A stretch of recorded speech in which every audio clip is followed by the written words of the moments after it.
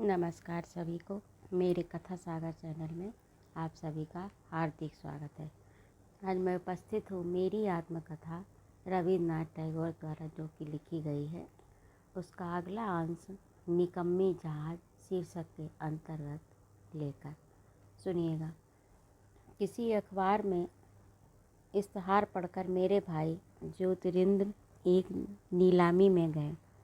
वहाँ से शाम को लौटने पर उन्होंने हम लोगों से कहा कि 7,000 रुपयों में एक फौलादी जहाज़ खरीदा है। जहाज़ था तो अच्छा, लेकिन उसमें ना तो इंजन था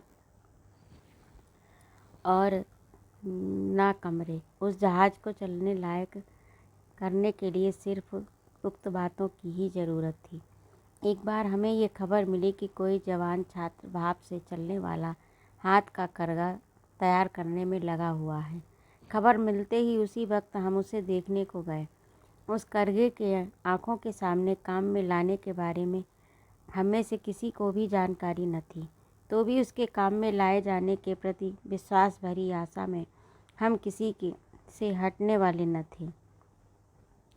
कल पुर्जों की खरीद करने के कारण उस बेचारे का थोड़ा सा कर्ज हो गया था। हमने वह चुकवा दिया। कुछ दिनों बाद ब्रज बाबू अपने सिर पर मोटा सा टॉवेल लपेटे आए और कहा, देखो ये अपने करघे पर बना हुआ है।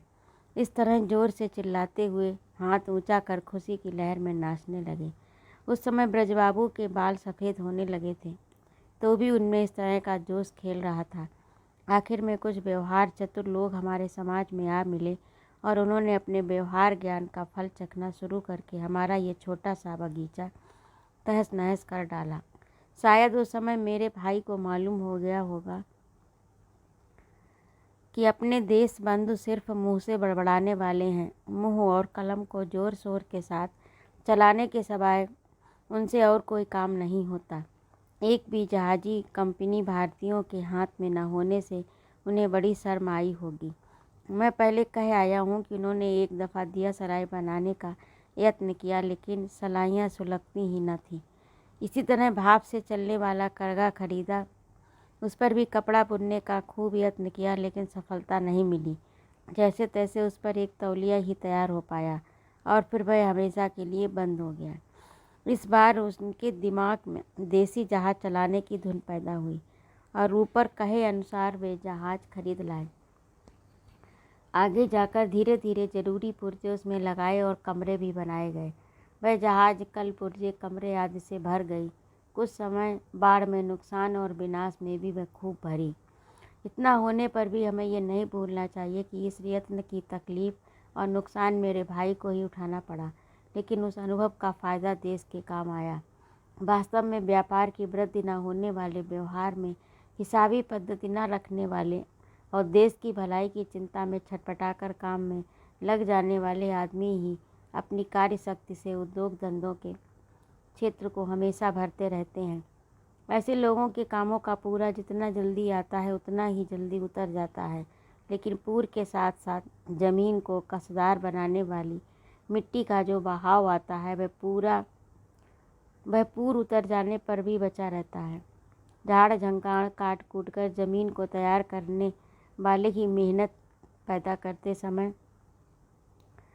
फसल पैदा करते समय किसी के भी ध्यान में नहीं आती। नई खोज करने वाले को जो मेहनत, ताकत और पैसा खर्च करना पड़ता है, यहाँ तक कि उसका सब कुछ मिट जाता है, उसका फ़ायदा उसे नहीं मिलता। केवल उसका अनुभव ही बचा रहता है, जिसका उपयोग आगे की पीढ़ी को होता है। कष्ट उठाकर बड़कों की याद तक न आना एक तरह से इसकी बदकिस्मती ही है। जिंदगी भर आनंदपूर्ण जवाबदारी और धोखे के कामों को जो इंसान सिर पर लेते हैं और उनको करते हुए अपना सब कुछ मिटा देते हैं, उनकी मेहनत से फ़ायदा उठाने वाले लोग उन्हें ही भूल जाते हैं। कम से कम मौत के बाद उन्हें कष्ट नहीं होता, यह एक दुख में सुख ही समझना चाहिए। भाई ज्योतिरिंद्र की होड़ में एक ताकतवर था। एक ओर यह थे, दूसरी ओर यूरोपियन प्लाटिला कंपनी। इन दिनों के व्यापारी जहाज़ों में कितनी भारी लड़ाई हुई, ये बात खुलना और बड़ी साल के लोग अब भी जानते और उसे कह सकते हैं। चढ़ा ऊपरी की लड़ाई में एक के बाद एक जहाज खरीदे जाने लगे। एक के नुकसान से दूसरे का नुकसान बढ़ा। इस तरह नुकसान रूपी इमारत के मंजिल पर मंजिल चढ़ने लगे। आगे जाकर तो ऐसा अवसर आया कि टिकट छपाने लायक पैसे भी उनसे पैदा होना मुश्किल हो गया। खुल्ला और 20 साल के बीच में चलने वाले जहाज़ों की कंपनियों का स्वर्ण काल शुरू हुआ। जहाज़ों में यात्री लोग मुफ्त बैठाए जाने लगे। इतना ही नहीं, जहाज़ों पर उनके खाने पीने की भी व्यवस्था बिना किसी तरह का पैसा लिए होने लगी। जब इतने से भी काम नहीं चला तब कुछ लोगों की टोलियां तैयार की गईं। ये टोलियां हाथ में झंडा लेकर देश प्रेम के गीत गाते गाते यात्रियों को जुलूस के साथ साथ देसी जहाज़ों पर ले जाने लगी।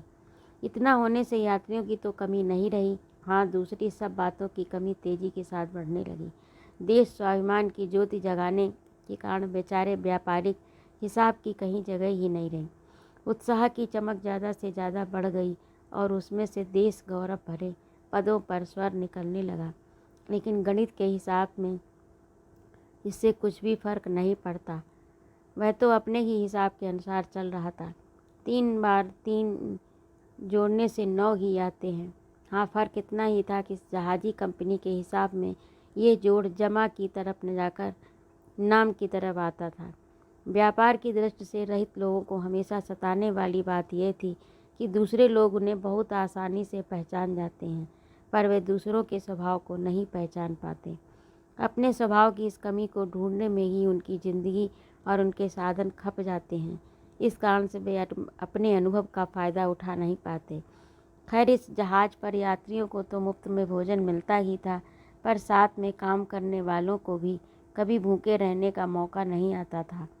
सबसे ज़्यादा फ़ायदा मेरे भाई को हुआ, वह ये कि उन्होंने हिम्मत में उठाई हुई हानि को बहादुरी से बर्दाश्त किया। हर दिन लड़ाई का मैदान, जहाजी स्थान की हार जीत की खबरों से भरे हुए अखबार हम लोगों को बेचैन करते रहते थे। आखिर में एक ऐसा खराब दिन आया जिस दिन हावड़ा के पुल से टकराकर हमारा जहाज़ जल में डूब गया। नुकसान की चोटी पर कलश चढ़ गया और इस कारण यह व्यापार बंद करने के सिवाय दूसरा चारा ही न रहा।